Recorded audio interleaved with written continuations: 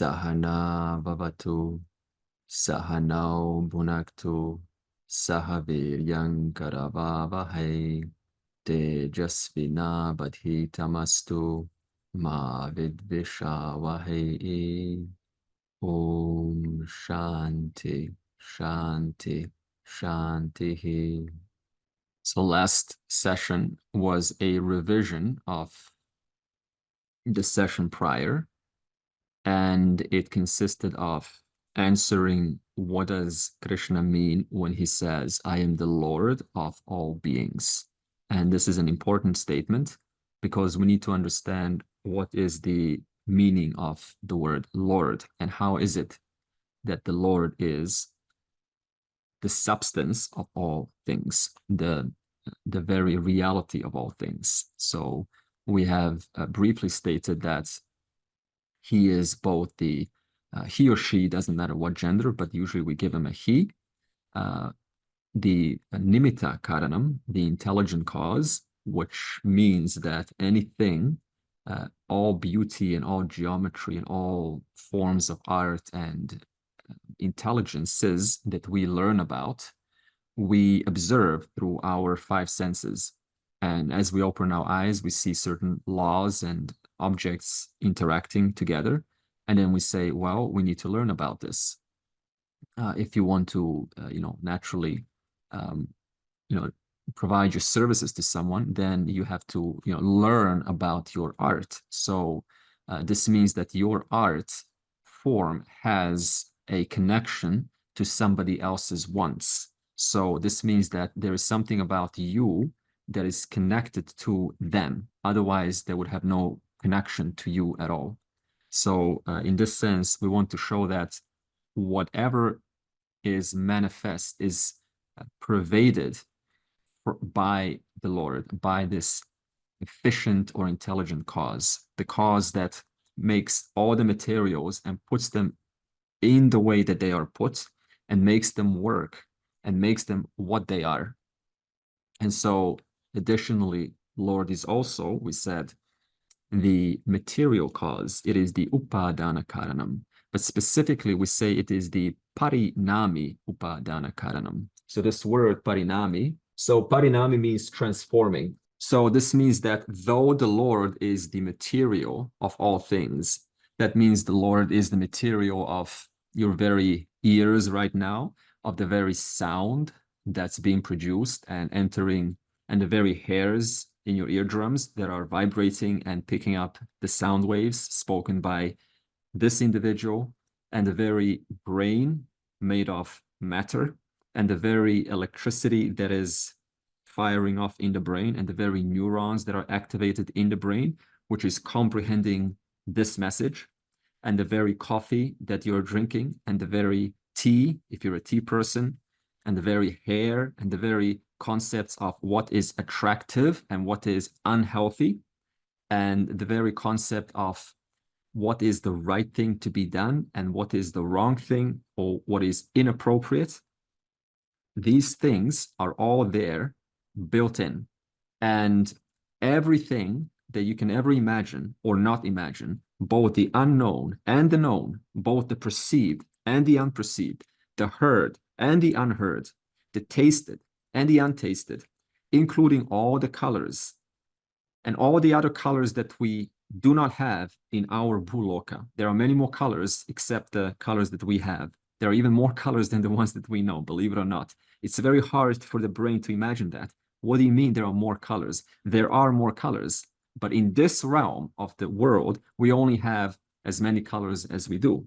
So both the known and the unknown, all of that is but this material cause, which is parinami. It is transforming. So we used an example. It is like zeros and ones. No matter how you arrange zeros and ones in whatever combination, it always remains zeros and ones. So in that same way, Ishvara is constantly molding and shaping, changing, transforming into the world, into the forms, the known and the unknown, but all the time remains Ishvara, remains all knowledge and all power. Just like zeros and ones, Though they are reshuffling and changing, they always remain zeros and ones. They never take on sort of 0, 1, and 5. It's always zeros and ones. So in that same way, Ishvara is transforming constantly to account for the endless changes based on our causes and effects that are happening in the entire universe.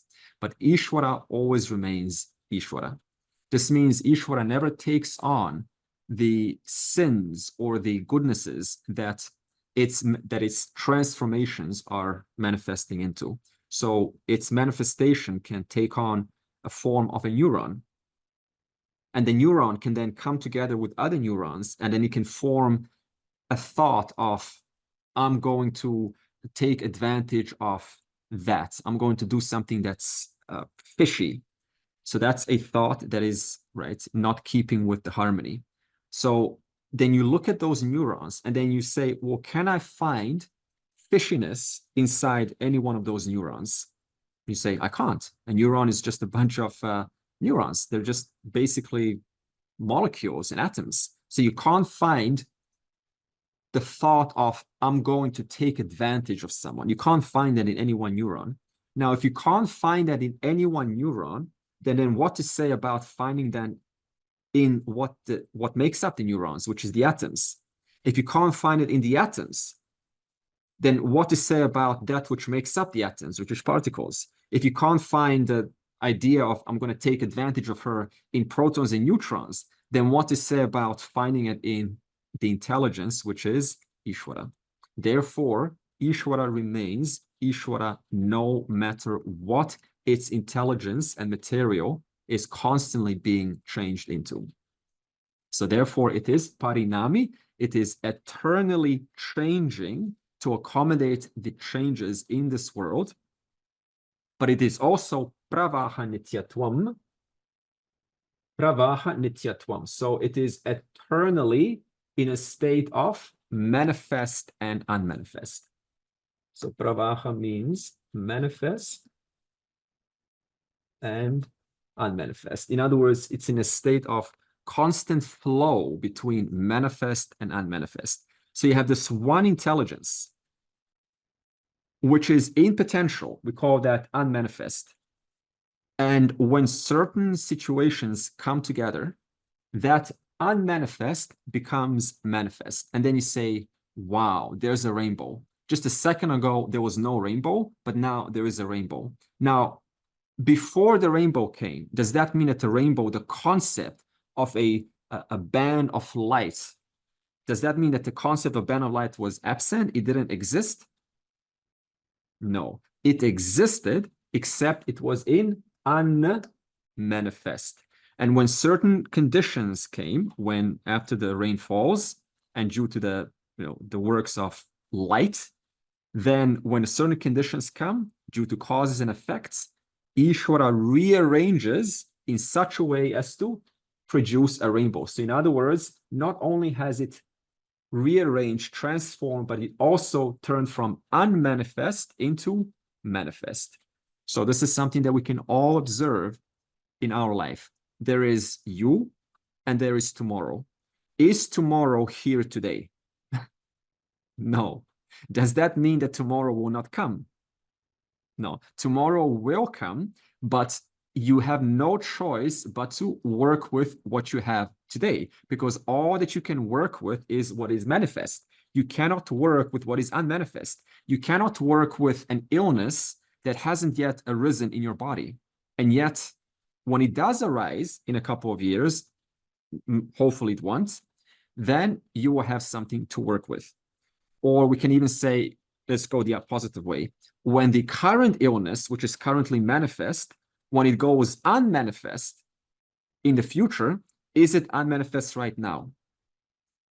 No. Why is it not unmanifest right now? Why is it manifest? Why is that which is undesirable manifest right now? Because you haven't found a way to make it unmanifest yet. We call that also, it is due to your past causes. That's called your prarabdha karma. That which brings you a very surprising result sometimes, and you just have to deal with it.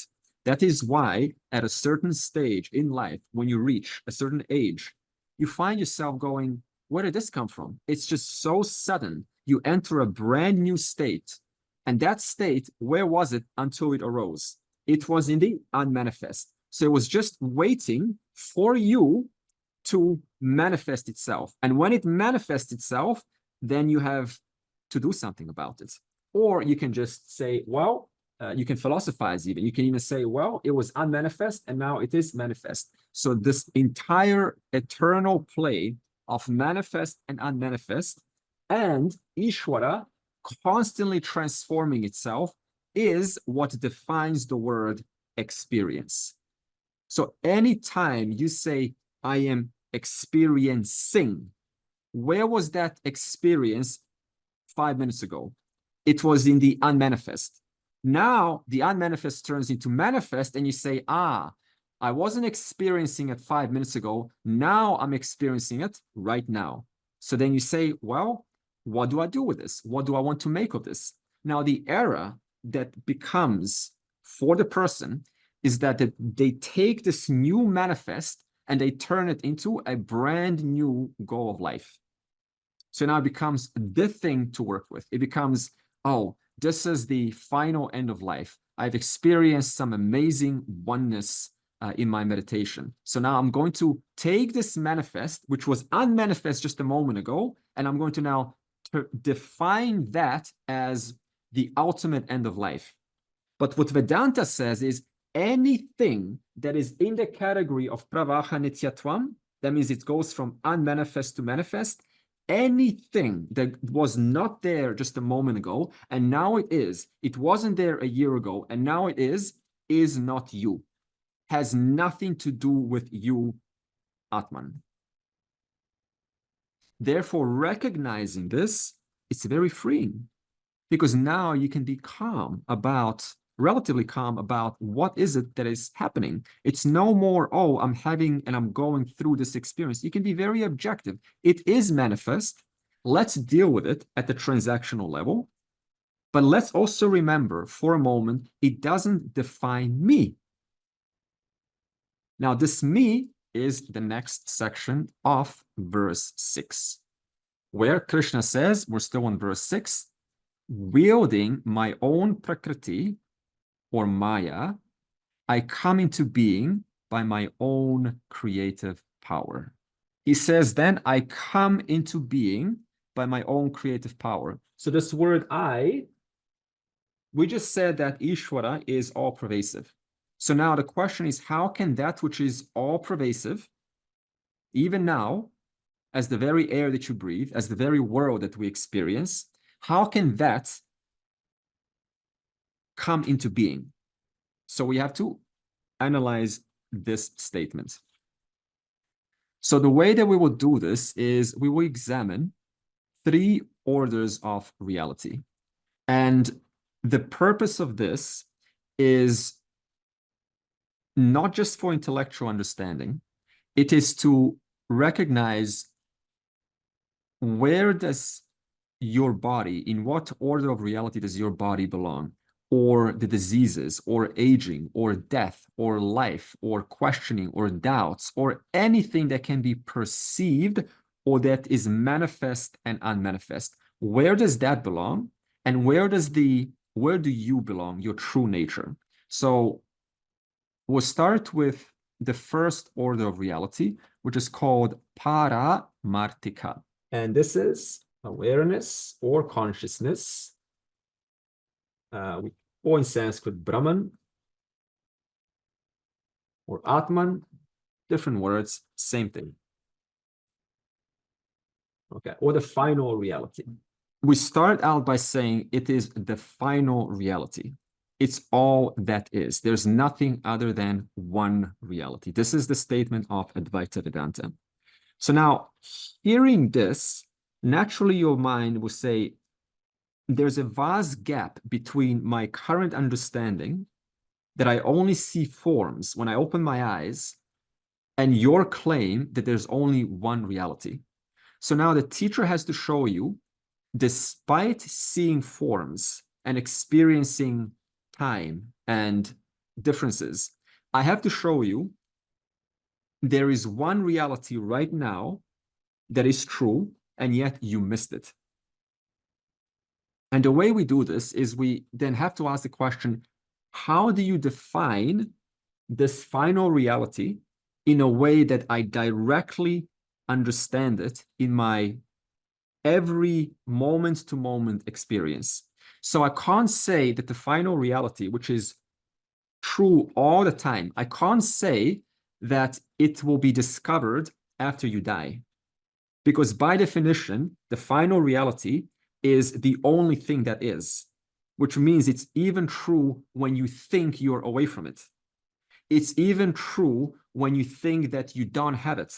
It's even available when you think that it's going to only be revealed to you next lifetime. So this means it's impossible to say that that which is true all the time is not true for you. Understand this important idea so far? So you may be now listening and saying, okay, so if it's true all the time, and for me it's not true, then I have to show you why it appears like it's not true for you, but it is true for you also. Therefore, this reality we say is Satyam Jnanam and Anantam. So these are the three words. They're not separate words. They're not three different realities. They are all pointing to the same Paramartika. They're just three different modes of understanding the one reality. So let's look at the first Satyam. Satyam means existence. Now, when I say to you the word existence, what's the first thing that comes to the mind?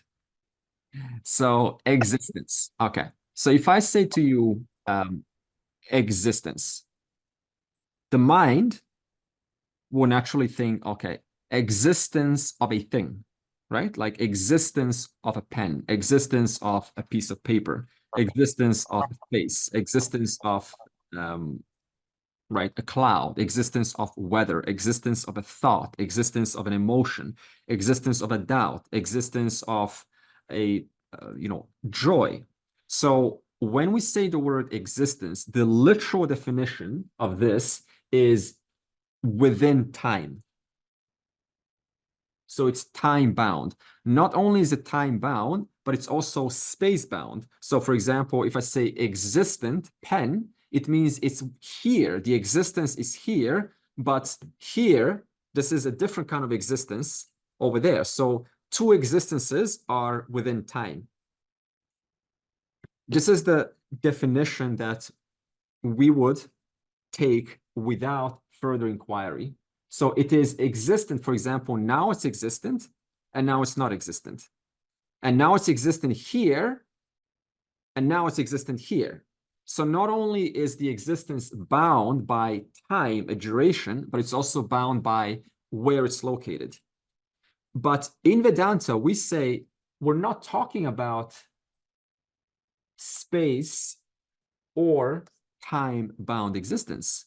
We are talking about the existence which is ever true in all objects at all times, when there is no time, at all places in space, and it is also the truth of space itself.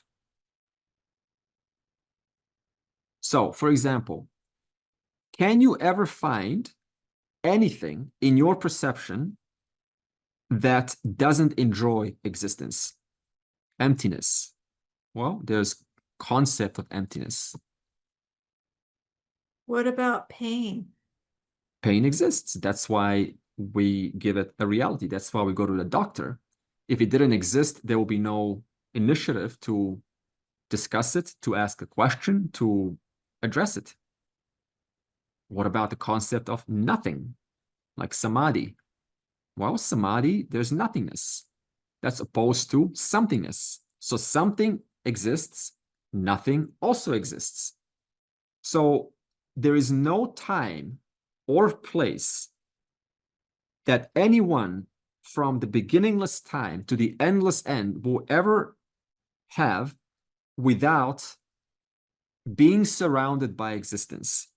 And the very inquirer who is surrounded by existence, existent objects, itself exists. Yeah? Otherwise, you couldn't inquire. You couldn't ask the question if you didn't exist. So what about your thoughts? Suppose I say to you, suppose let's look at a little bit more personal. Suppose you have a thought that says, I'm not getting Vedanta, right? This is not going well for me. Does that thought exist? I put it in quotes. This is not going well for me. Okay, let's put that thought aside. So that thought exists. Now let's put another thought. This is absolutely going great for me. I'm totally getting this. Let's put that in quotes. Does that exist? So let's put that aside also. Now, one day later, I totally don't get it anymore. I totally forgot. It's all gone. It's game over. Put that in quotes. Does that exist? So put that on the side too. Next day, moksha guaranteed, right? I totally got it. This is it. No more. Does that exist? Okay, that also exists. Otherwise, they would have not said that. So whether you say, I don't know, or I know, they're both existence. They both enjoy the exact same existence. What's the only variable that changes? That which is between the quotes, right? The transformation. Remember the parinami upadana karanam? Just transformation of intelligence. In one form that says, I know what I am and who I am, put that aside. Now I don't know who I am and what I am, we'll put that aside. They both, though they're rearranged differently, they both enjoy existence. Will you ever have a time where you don't exist?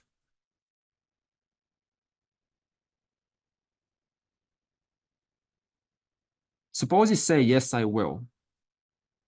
Well, that means you need to exist to say that, right? That means you have to exist in your non-existence to know that you didn't exist. So you can't say, there was a time in my life where I wasn't there. I didn't exist. You just said it.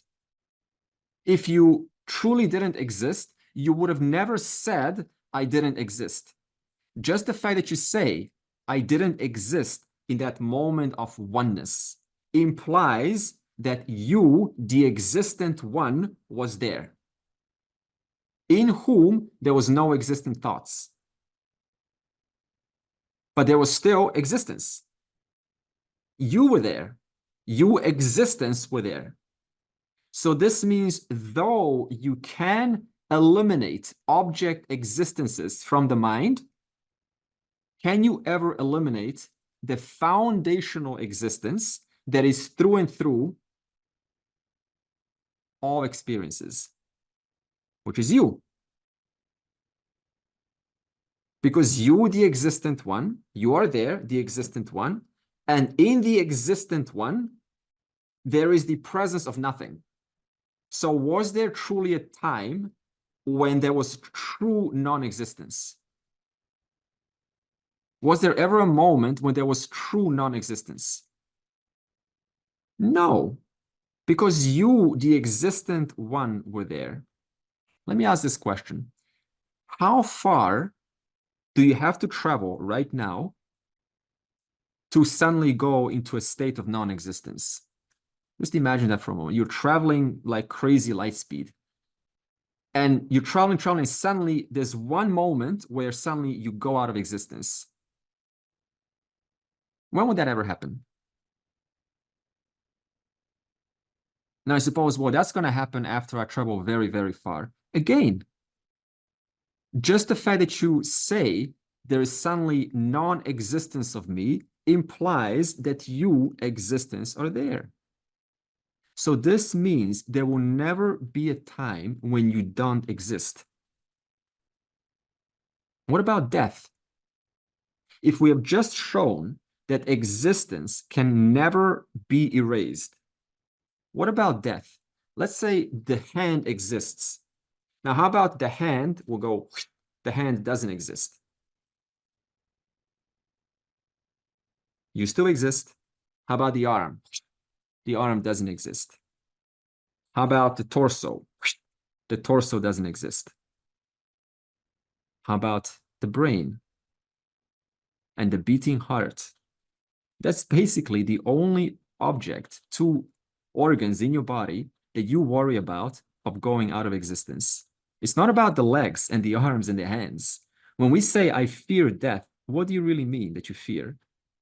You fear really your heart stopping. That's it. Just one organ basically is all you fear. One single organ made of this very same stuff that your hand is. Your hand is gone. Look at this. Your hand goes, no more hand. I exist. And then your heart goes, what's the difference? You continue to exist equally because your heart is made of the same cells, same material, same blood cells, same atoms that the very hand is gone. So what's the difference between the hand going out and the heart going out? What's the difference? No difference whatsoever. That means that your existence, if I cut your hand off and you don't go out of existence and your hand is made of the same stuff that the heart is made of, then if the heart stops, by this logic, can you go out of existence? Think about that. Considering you never went out of existence when you took your hand off, made of the same stuff that the heart is made of. Therefore, the word satyam does not refer to any one particular existent thing. It is the non-negatable existence in every thought, every sound, every experience, every object, every absence of object. That's why we talk about things. We talk about things that exist. That's all our life is, just talking about a tree. Oh, beautiful sky. Oh, the weather, because the weather exists. I've got pain. Why? Because pain exists. So therefore, I'm talking about pain. I've got joy in my life. Honeymoon. Why? Because honeymoon exists. So honeymoon, pain, weather. What is one commonality in all of them? They're all parinami upadana karanam. All Ishvara rearranging its intelligence one to the next to the next. And yet in every arrangement or reshufflement of Ishvara's material, what is always true? Existence, existence, existence, existence, existence, existence. Therefore, even Ishvara, which is reorganizing itself into this very world, into your very heart that's beating right now, itself is going through transformation from manifest to unmanifest. And yet every moment, it depends on one commonality, which is it exists. Existence, existence, it is. And that existence, which is always true, that is your true nature. Now, suppose you say, however, it's a little bit too vague for me, which is why we have the second word, which is jnanam. Because existence sometimes can be quite vague, just existence. Why? Because we're so used to existent objects, aren't we? With colors and forms and shapes and sounds. So now when I just remove all colors, all forms, all shapes, and all sounds, what does that do to your brain? You go, well, this is a little bit too vague for me. It's too abstract. I need some more definition. Therefore, we have the second word, jnanam. The word jnanam can be interpreted in two ways. The first definition of jnanam, as we often see in Vedanta, is knowledge. In fact, jnanam means knowledge. So your nature is satyam, existence, knowledge. However, when you look at the word knowledge, What's the most common definition of knowledge? Like common language knowledge. Let's go and learn knowledge about, right? So we're talking about information. Therefore, the first definition of knowledge is sarvajna, all knowledge. This is Ishvara. So this is what we're talking about, all knowledge, all power, the blueprint of things, blueprint. You can even say information. So information about. So the first definition is not what we are talking about. We are not talking about blueprint or information. This definition belongs to Prakriti. So he starts out how? He says, wielding my own Prakriti or Maya. So the first definition refers to Maya, the blueprint that makes things what they are. We discussed about this last week. So we're not talking about this. We are talking about the second definition, which is pure consciousness. Consciousness. So pure consciousness or awareness. Why do I qualify this word consciousness or awareness with the word pure? Even though it is not right to do this in Vedanta, I will just do it once. The reason is because I'm not talking about consciousness that we use in a common language, like, are you aware that you are late 5 minutes? Are you aware of that? That kind of common language refers to more of a state of mind. Like, is your mind attuned to the fact that you're late 5 minutes? So I'm not talking about that kind of consciousness or like a state of mind. So we're not speaking of states of mind. We're talking about unqualified knowledge, unqualified consciousness. So what does this mean? Okay, suppose I say to you, pot. Pot, is there pot knowledge of this? Can you say there's knowledge of the spot, yeah? You know about the spot, okay? There's awareness of the spot, okay? So this pot and the word knowledge, so this, when you say pot knowledge, so there's awareness, so there's knowledge, in this case, the word awareness and knowledge, now I'm equating them together. The word pot knowledge, the word knowledge is being qualified by pot. Then if I say phone knowledge, okay? Remember, I'm not talking about information. I'm not talking about information about the pot. I'm talking about consciousness or awareness in the presence of whom there's a pot. So phone knowledge. So this phone is being qualified. So this knowledge is being qualified by the phone. So in all cases, the word awareness, consciousness, or knowledge, okay, they're all the same, remember? Because the word satyam jnanam means knowledge. So I'm going to stick true to what it means. It means knowledge. So existence, knowledge. So when we say pot knowledge, that knowledge or awareness is being qualified by the existent pot. But when we say pure consciousness, pure awareness, pure knowledge, what are we talking about? We're talking about unqualified consciousness, unqualified awareness, unqualified knowledge. That means the knowledge because of which everything else becomes revealed to you. The awareness because of which the pot becomes illumined. The consciousness because of which the pot becomes an object known to me, the existent one, me, the awareful one. So, therefore, when we say consciousness or awareness, what we're talking about is the awareness in every experience. Tell me this, have you ever had an experience without awareness pervading that experience.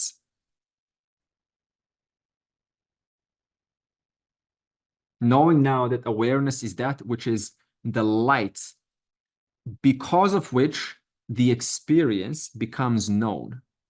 Did you ever have an experience outside of awareness? Because if you say yes, then I'll say, well, how do you know it took place? You see? So this means it always has to be within the presence of awareness for an object to be revealed.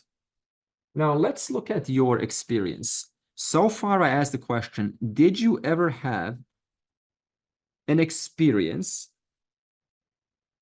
that was not pervaded by awareness? No. Did you ever have an experience that did not exist?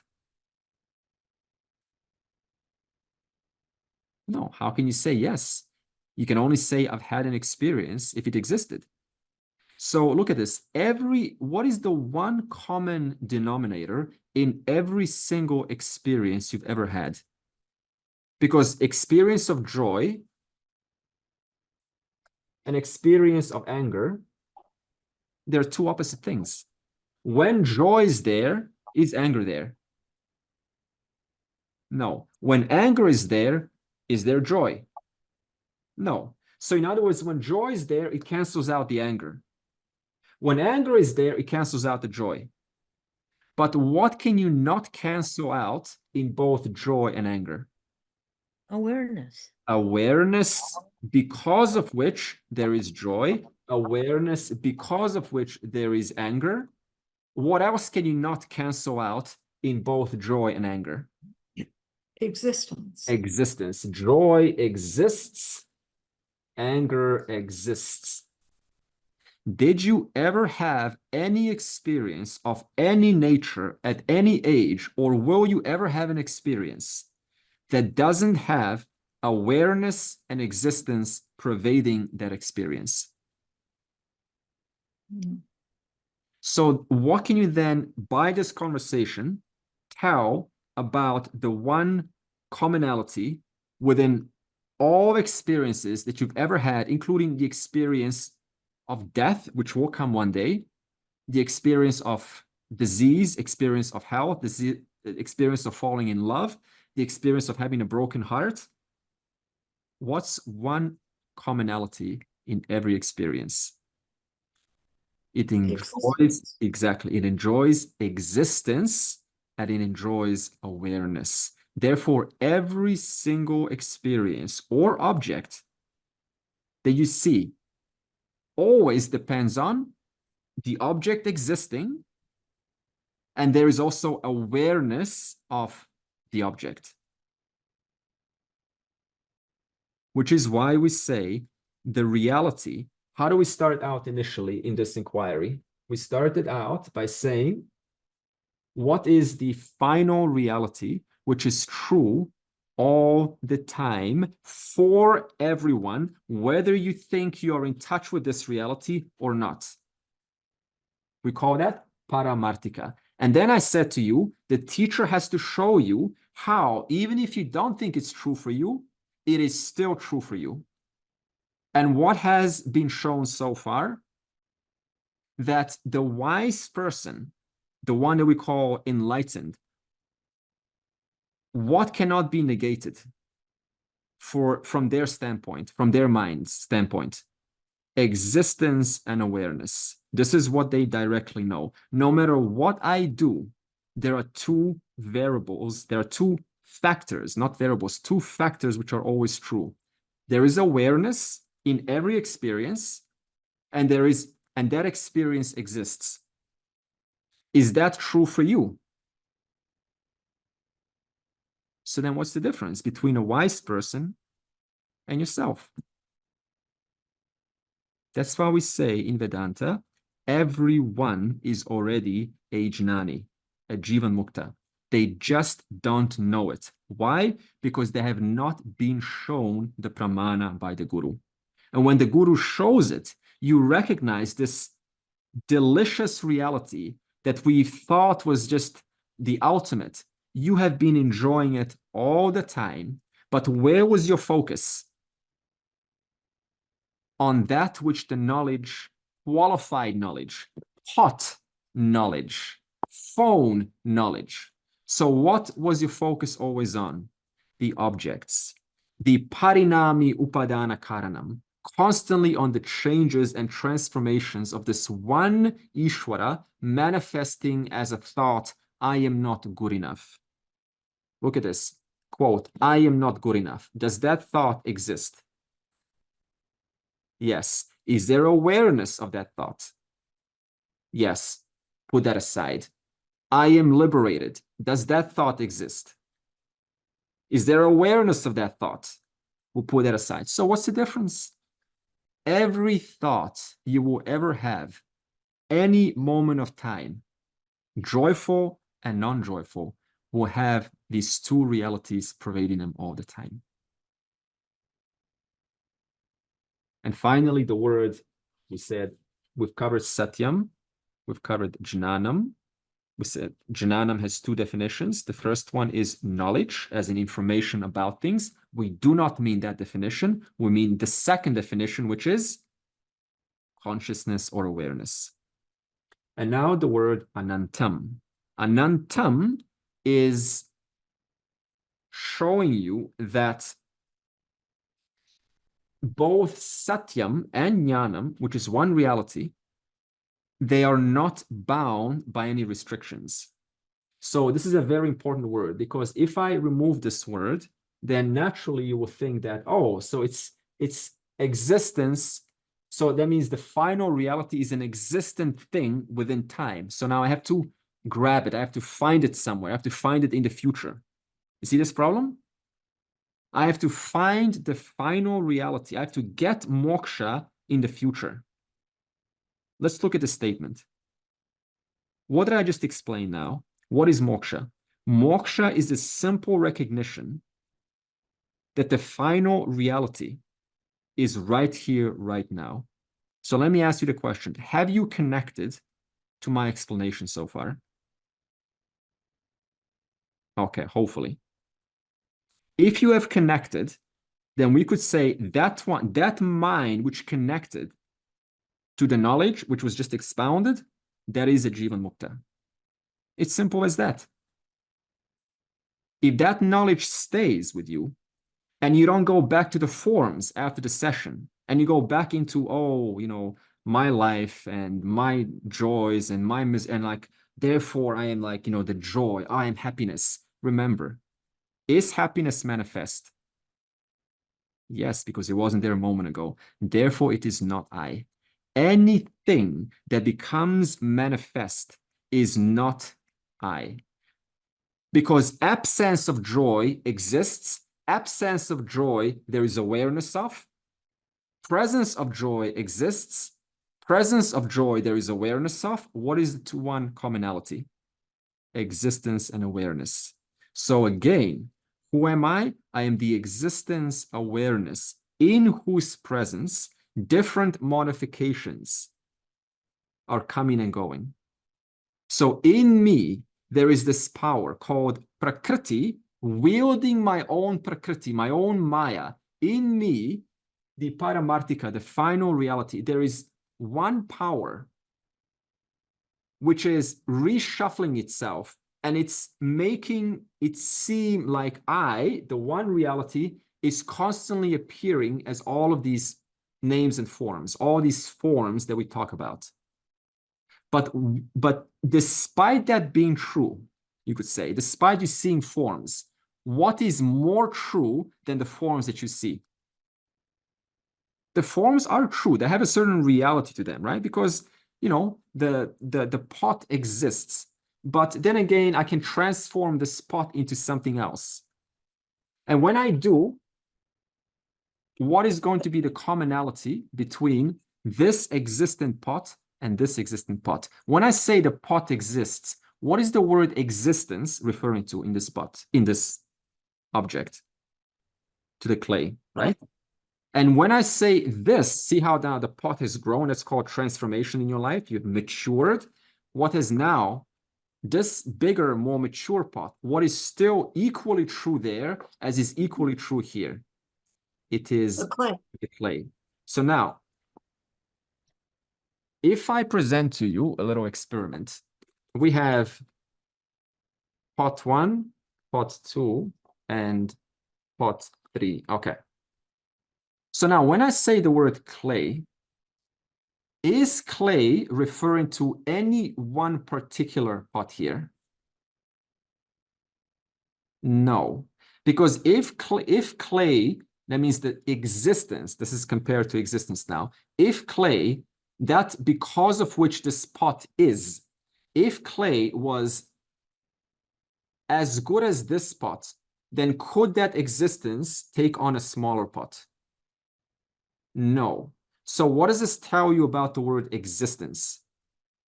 It never takes on the attributes of what it seemingly becomes. Because if it did, it would never be able to become a smaller pot. So this means that the pot here, we could say this is the potter. This is the guy that's like a human being. This is the potter. Now the potter does what? The potter is looking at an object, a pot. And what is inside the potter's mind when the potter looks at an object? A thought of that pot, right? So if you look at, for example, right now, your room, what is inside the room? There is you, the person, we can call that the potter, okay? Now you're looking at a wall or whatever, like a vase. The vase is like the external vase, right? Which is the pot. And then when you look at the vase, where is that vase truly? Is it out there or is it in your mind? Where is it more? I know it's out there, but where is it more than out there? It's obviously in your mind because your eyes are looking, the light is reflecting in the eyes. It's literally in the brain. So now you have three things there. You have the potter, you have the object, and you have the thought, which is basically inside. We'll put it right here, inside. Okay, so there's a thought inside the potter's mind. So this is what's happening. Is the clay referring to, or is the clay bound to the potter? Is the clay bound to the thought? Is the clay bound to the object? No. What is equally true in the potter? Existence. What's equally true in the thought? Existence. What's equally true in the object? Existence. Now, what about the word anantam? Let's go back to anantam. Is the clay, because anantam means limitless, it is not bound to anything. So this means what's always limited is the form. The potter, what the potter has in his mind is thought of a vase. So we'll take, for example, David. David is looking at the vase right now. So not only is Dave, the knower, different from another knower, so we have another knower. So we got two knowers. So the knowers are different, right? So the knowers are different. The thoughts in each knower is different, right? Because if Dave is looking at a vase, in his mind, there's a vase. If Andre is looking at a clock, in his mind, there's a clock. So the potter is different. That means the subjects are different. The thoughts is different. And the objects are different. And we call these three combinations, there's a name for them. Okay, so we call them potter. We call the jnata. Jnata. That means the subject or the knower. And then we call the pot the object. The jneya. And then the thought inside the potter's mind. We call this, we'll just call it a thought. we'll call it jnanam. Now, the word jnanam here does not refer to satyam jnanam. It's a different jnanam. Is it vritti, Andre? Yeah, I was going to say vritti. Vritti is much better. You cannot say that the clay is bound to the potter. That means to the knower. That's called the Laila knower, the Caro knower, the Ricky knower, the Andre knower. So we're all different knowers. We cannot say that the existence, or in this case, the clay is bound to the object. And we cannot say that the clay is bound to the thought.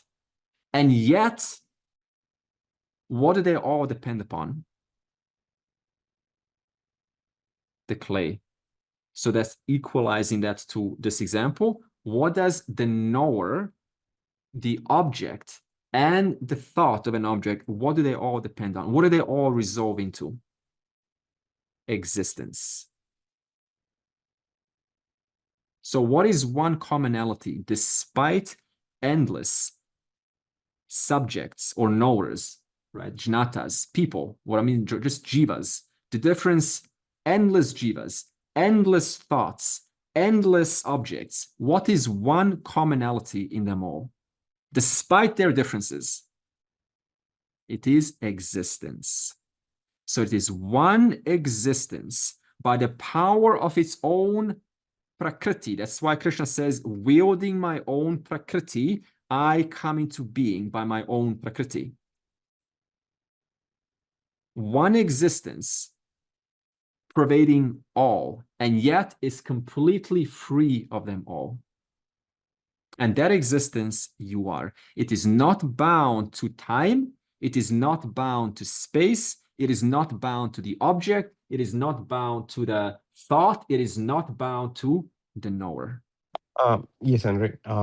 Okay, you might have answered my question, but I'll ask it nonetheless. Just trying to paint a couple of concepts here. Say concept number one, you can talk about, say, a snake, a very venomous snake. When we see the snake, our mind projects extreme fear. Yep, or fear of death. So that's concept number one. Yeah. And other concept I want to paint is, say, a newborn baby. Newborn baby, just like at time equal to zero, like t equal to zero, wherein the baby has a clean memory slate. Chitta, manas, nothing. Say prarabdha hasn't even started seeding. So Yeah. t equal to zero, absolute. Yeah. When we look at that baby, our mind projects extreme love. Yeah. Right. So in the context of these two concepts, how would you describe the nature of existence itself? Well, it doesn't matter, Amo, what what the form, because you just asked me about different forms, like baby form, purity form, impurity form. See, if you take the word impurity, it's just basically a bunch of thoughts. Because what does it mean to say impure? It's basically taking two things that don't belong together, and then you put them together, right? So, for example, love and control. The concept of control I take. Now, control by itself has a purpose, has a certain empirical usefulness, doesn't it? You want to take control of your life. You want to take control of your finances. But then you attach that concept and you bring it in the concept of love and care and embracing. What happens now? You call those combinations impurities. So now by themselves, does love exist? Yes. Is there awareness of love? Yes. Does the concept of control or management exist? There's an awareness of control. Yes. So you put them together and now you call impurity depends on both existence and awareness. So for the baby, it's no different. It's just, all you're really asking is just, what about this form, Andre? You know, Andre, you've been speaking about this form, but then what about this form? You see, they both enjoy the same existence because of which they are. Okay?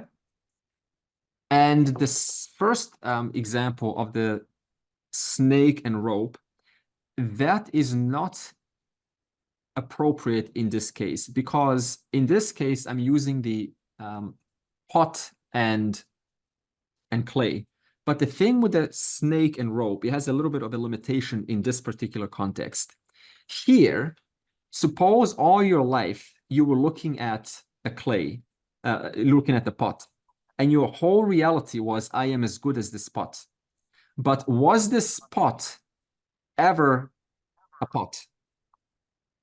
Or was it something else? It was truly more the clay, because we know that if you get rid of the pot, the clay remains, right? So now if you look at a snake, we look at a rope, that's the substratum for the snake, but you see something totally different, right? And now when you see the truth that it's not really a snake, it's actually a rope, then that snake completely goes away. Yeah? There's no more snake, it's now a rope. But is that true here? When I know that this is no longer a pot, this is clay, does this pot go out of existence? Do I now see something else? No. Therefore, the rope and snake example wants to, in a certain context, show you that what I have to do is I have to remove my own subjective biases, which make it so unclear. On one hand, the person is speaking about existence, but what's the mind doing? It is projecting, some existence out there. So we have to help that mind and qualify it through qualifications, sadhana chatushtaya, etc. And we have to say, you need a little bit more maturity so that you don't keep on projecting all these, personal notions onto the world.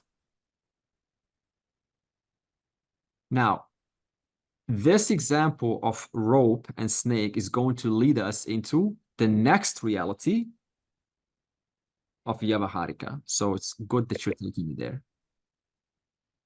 Okay. So far, what have we spoken about? We said that there are 3 orders of reality. Paramartika. Would someone like to define for me what is Paramartika? The final reality, whether you know it or not. Okay. And let's go a little bit more specific. It has 3 words, and tell me those 3 words, and generally just define them as long or as short as you wish. Existence, knowledge, and limitless. So it's not bound by time, space, knowing or non-knowing. And then we used an analogy of pot and clay. And we want to show that the clay does not refer to any particular potter, any particular pot, or any particular thought, any particular subject, any particular object, or any particular thought of an object. We also have the analogy of the light. So let's look at this Satyam and Jnanam, who you are, into one more analogy. And so we say that suppose there's a light, simple light bulb, shining on a book or a table or your clothes right now. So there is book, table, and clothes in your room. And there is also you. So we could say there's 3 objects, and there is, suppose there's 2 people in your room, and there's 2 subjects.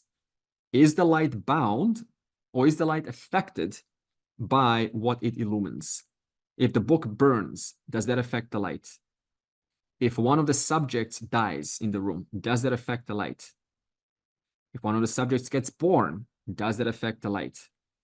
No. So like this, we say that consciousness is like light. It is the illumining, unchanging principle that lights up, that quote, lights up the thoughts, lights up the changes in what we call your life, lights up the changes in your experience. So you could say that directly.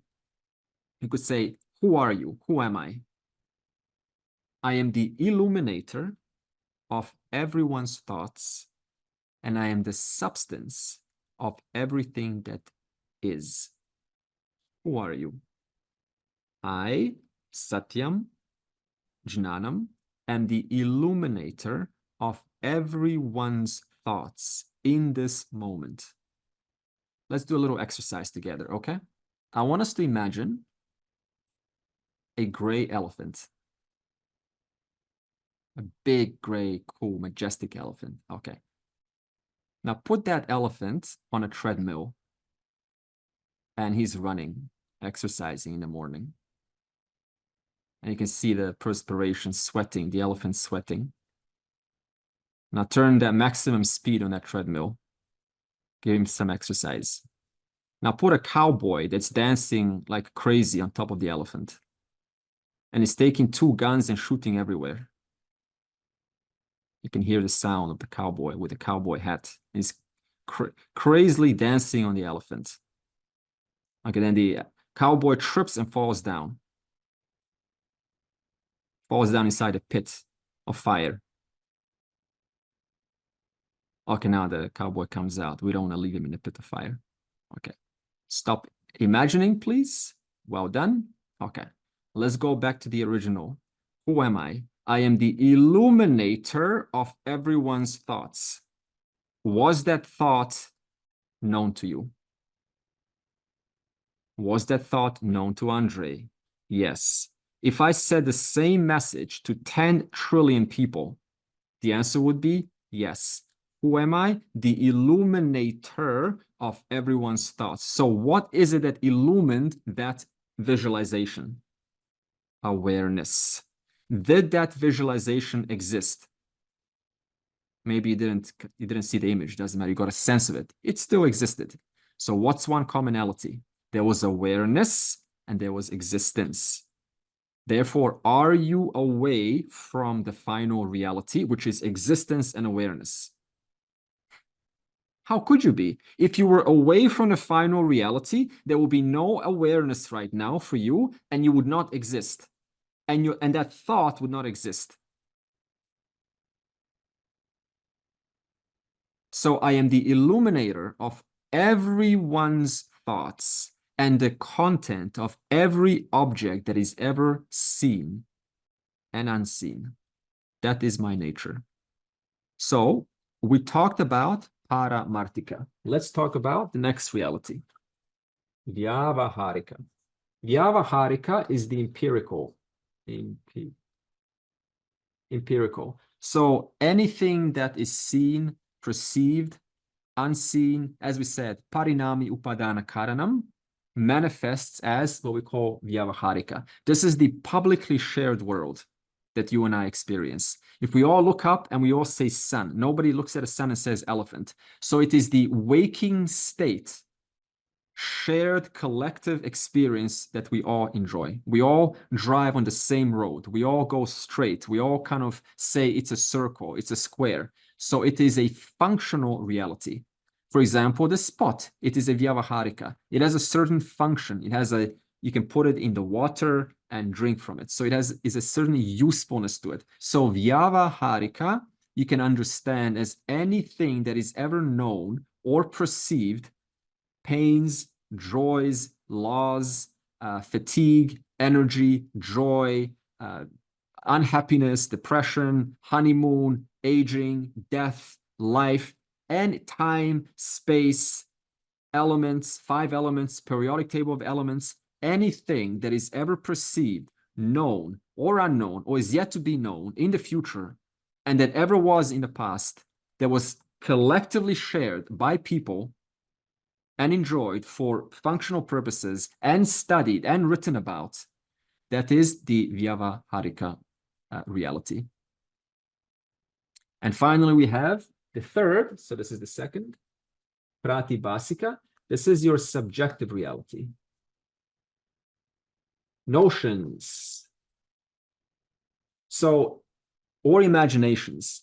Now, if Vyavaharika is collectively shared, then what about Pratibhasika? Do I see your thoughts? Do I see your dreams? Do I see your worries, your concerns? No. So anything that is not publicly shared or seen, that is Pratibhasika. This is our personal ideas, personal feelings about things. So for instance, someone says something that is untrue about your friend, okay? Or not your friend, but someone that you know at work. And they say some gossip words. And what happens in your mind? Having been told gossip about someone else at work, your mind creates a certain image of that person. Is that true? Yeah, because that's the information that you've been told. So you are walking around with anger. But to whom does that anger belong? Does it belong to everyone or just you? It belongs just to you. That which belongs just to you is pratibhasika. The moment someone says to you, no, what you've been told is not true, what happens? You now see the rope. You were seeing the snake. That means the snake refers to your pratibhasika notions. When you hear the trueness of the object, what happens? The snake completely goes away, and now your feelings and your experience towards that changes. Now you can interact with it into you see the Vyavaharika again. So now what's the purpose of the rope and snake example in one context? It's not the only purpose. What do you have to do to get this knowledge? You have to first address your snakes. How will I even appreciate Vyavaharika, the ordinary Parinami Upadana Karanam, the Ishwara's world? How will I even see Ishwara if I'm constantly projecting Ishwara is evil, Ishwara is bad, everyone's evil, you know, the Vedas are a lie, the Gita doesn't work, this is like this is like that? Where is going to be most of your time in life if you're stuck here? Complaining, dissatisfaction, projecting, and is that going to be keeping with the Vyavaharika world, the collectively shared world, which in essence is neither bad nor good. It just is. No. So until I address this, there is no way to come to this. Then if I can't come to this, then what to say about the final reality? Paramartika. You see what happens in this New Age Vedanta, what we call Neo Vedanta? They love the final reality, Paramartika. But what does Advaita Vedanta say? No, there's no cheating. If you go into the final reality and you're stuck in this little bubble, then what are you going to put inside the bubble? The final reality. You've just added one more reality inside your little bubble. So what do I first have to do? Pop the bubble. That's called qualifications, sadhana chatushtaya, viveka, vairagya, settling accounts with the world, working on your emotions, undoing distortions, learning how to respond properly, learning to reframe situations. All of these things sustain the bubble. And as long as the bubble is there, to the extent to how much the bubble is there, is the extent to how much I put and use Vedanta as another thing to cope, instead of understanding the reality as myself. So what's the difference? Look at this. Two people go inside Vedanta. One of them uses it to cope, emotional coping, and the other comes in serious and says, look, I just want to understand the truth, and I am dead serious about this. I really want to know who I am. I want to be at peace with all that is. What's the difference? What's the only obstructing factor that's making them say these things? One of them has pratibhasika, the other one doesn't. It's simple as that. And most who come to Vedanta have this at different degrees. For example, Duryodhana.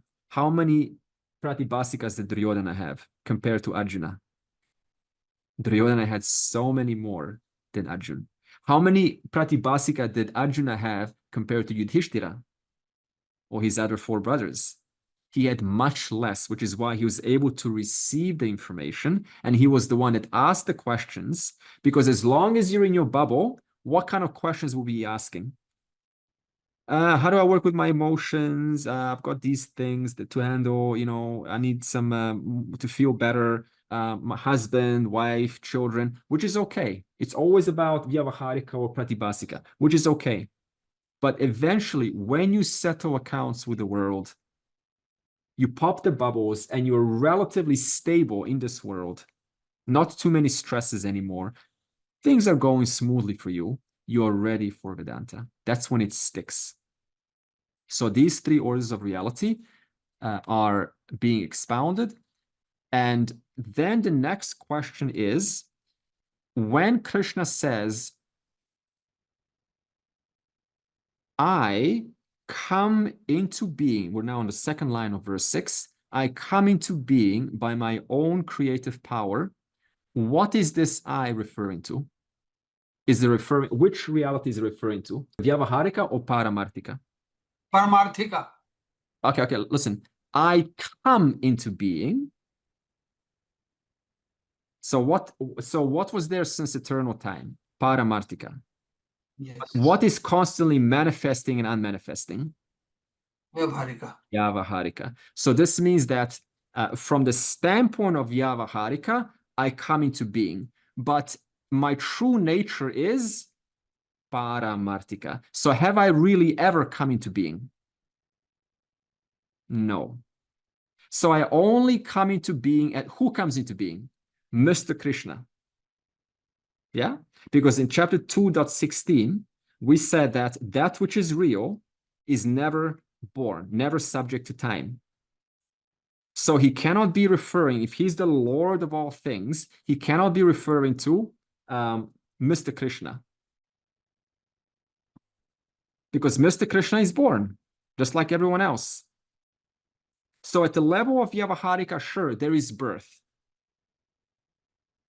But at the level of Paramarthika, I never come into being. So it's a contradictory statement. Look at this. I come into being and I never come into being.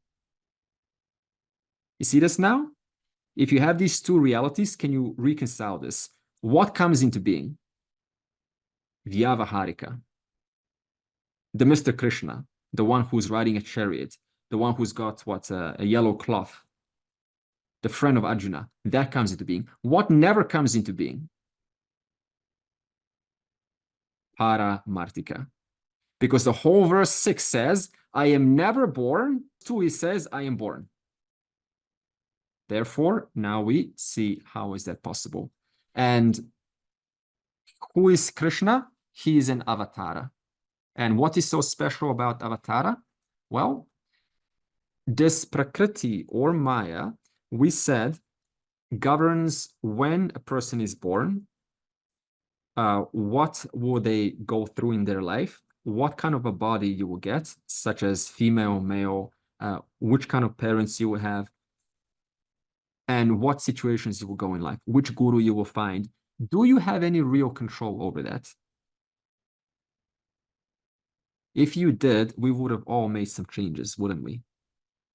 Who would have customized how their body looked like, or right? What skills you get born with. You probably would have, spent a lot of good time going, I want to be great at mathematics, singing, language memorizing, being a great communicator. I want to be, a fantastic meditator. I want to have a super calm mind. I want all these impressions. I want to be born with these impressions. This is fantastic, but we don't have them. We get born and then we go, my goodness, I've got some things to work on. So this means that you come with some things that you have a lot more work to do, which means you don't control what you come with and what you don't come with. Whereas when Krishna says, I am born, not because that Maya has compelled me out of my past causes, unlike everyone else, like a jiva, but because there is a purpose to be born.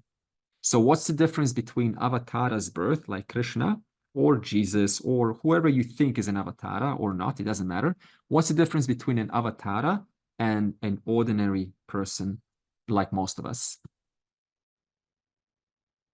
An ordinary person has two things. They're born because of past ignorance. They always looked at themselves as one pot, therefore they get born again as one pot. And 2, so they have avidya, ignorance of what? Paramarthika. And they have a sanchita karma. They have past unfinished business to resolve.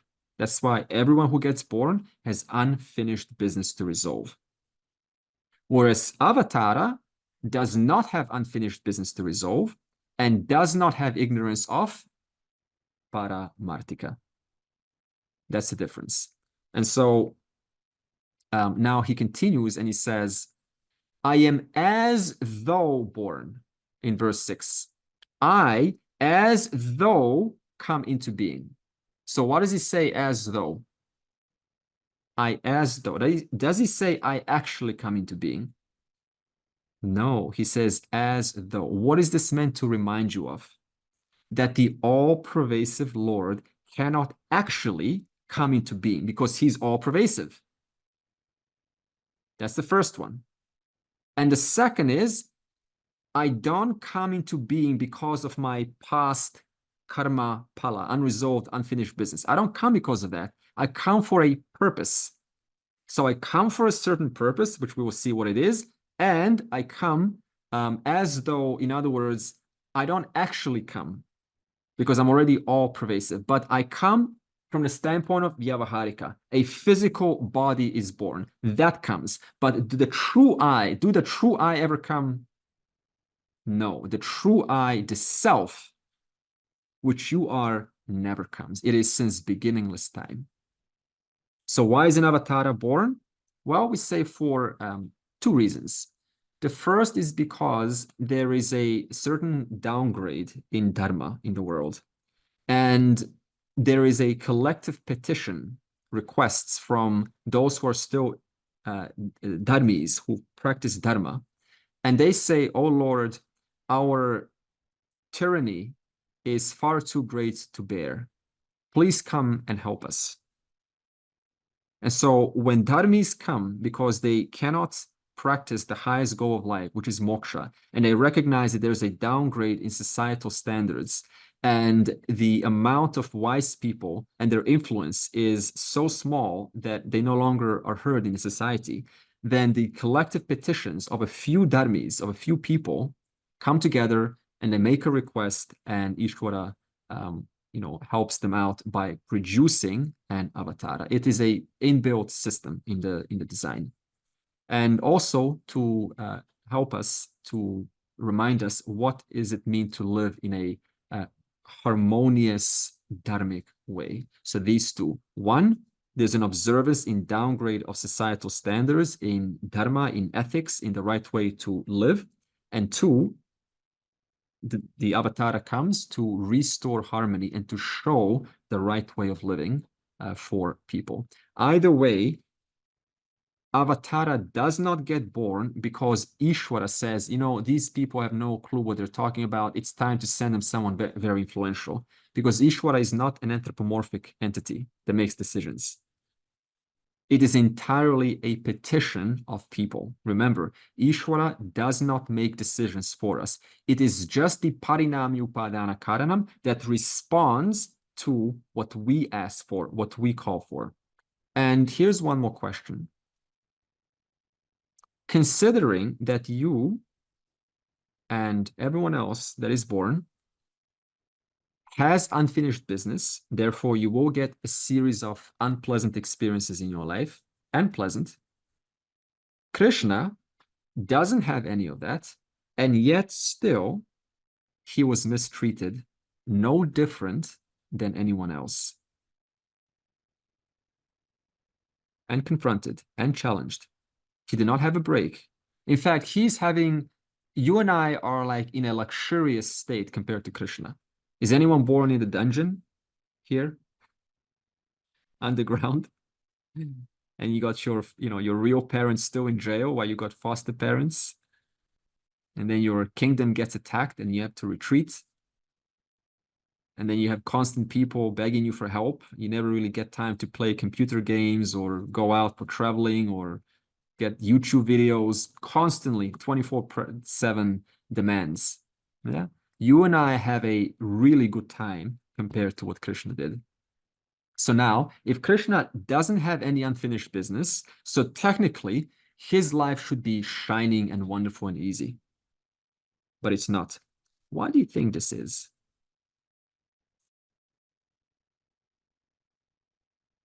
Because he was born in that Adamic time, and he's affected by the same Vyaviharika that everyone is. Exactly. So you try, see, it's very interesting. Suppose you have all the knowledge in the world of the right conduct, of the right means, of the right pramana, and you know all this, and you go up to someone who is established in their own ways, who is under the spell of confirmation bias, which means that when you have a certain view of the world, then you discard anything that opposes that view, and you only collect more evidence to support your existing view. You are very firm in your old kind of, comfortable comfort zone. And you say to them, unless you make some changes in your life, things are not going to change. How would that be taken by an adult?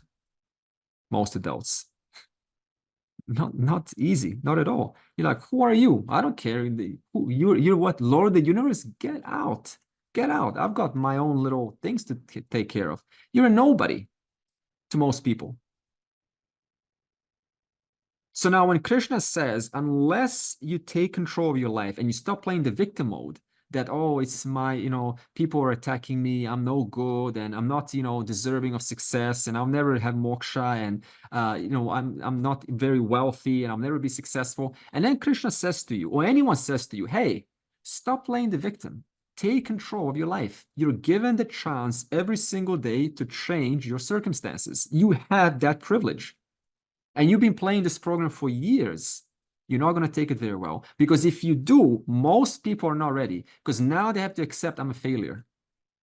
Now, I'm an adult, I know what needs to be done. But now you're telling me that I've not been doing the right thing. I can't accept that.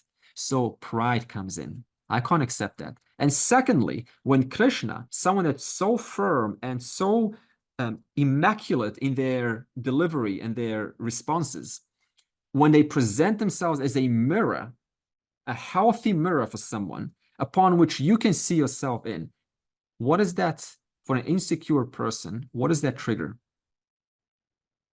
It triggers insecurity, self-reflection, and most are not ready to confront and say, I'm responsible and I need to take accountability for my life. Therefore, it's much easier to write people off than to recognize a healthy self-reflection of the kind of person that you could have been all along. It's very easy just to say, nope, you're small, you're young, you don't know anything, I'm adult, I've been through old age, I've been through all of these things. It's very easy to do that. But that 99% of the time is coming from one's insecurity, disguised as maturity, disguised as confidence. For instance, we had Pandavas who, when they got in the barren desert, how was Duryodhana in that moment? He was so ecstatic. My rivals got a barren desert. Ha, ha, ha. I am better than them. But now when the Pandavas started to put hard sweat, hard work, they sacrificed most years building Indraprastha, a successful, prosperous, well-dharmically put together city. What happened what did they now present themselves in the eyes of Duryodhana? A mirror of how Duryodhana could have been. And what did that trigger in Duryodhana? Jealousy, discomfort, and hate. He couldn't stand the Pandavas because they were serving as a healthy mirror, showing him, hey, you're not living your full potential, buddy. You're just trying to take the shortcuts here. You're just using this victim mode. I am this, I'm supposed to get this, the entitlement mode. And so when he saw that in the Pandavas, he was not happy at all. Same thing with Gandhari. Gandhari, she, when Duryodhana died at the end of the war, she came up to, who was mother of Duryodhana, she came to Krishna very angry, and he says, how could you, it's your fault, Lord of the universe, it's your fault for letting my son Duryodhana die. What happened? And what did Krishna say to her? He said, Gandhari, I have truly done the best I could. I've done so many different approaches. I didn't just play it nice. I was firm, I was soft, I was laughing, I was joking, I was all things with your son. I tried many different approaches. But what did you do as a mother? You just stood there and you said, oh, son, I'm your mother, I support you. Do whatever you want. You were, quote, love. That's all you did, Gandhari. and you're blaming me. Take accountability. But she was not ready for that. Therefore, it's very easy to play the victim and not do anything and then complain and then say how I'm unlucky and don't deserve it. Then to own up and say, I can and I will. I can and I will, and nothing is going to stop me. And that's the spirit of Arjun and a true warrior. And this we will see more next week. And we'll talk about how Krishna has straightened out some characters in the Mahabharata, and we'll gain some inspiration from that. Purnamadav, Purnamidam, Purnat, Purnamudachyate, Purnasya, Purnamadaya, Purnameva avashishyate. Om Shanti, Shanti, Shanti.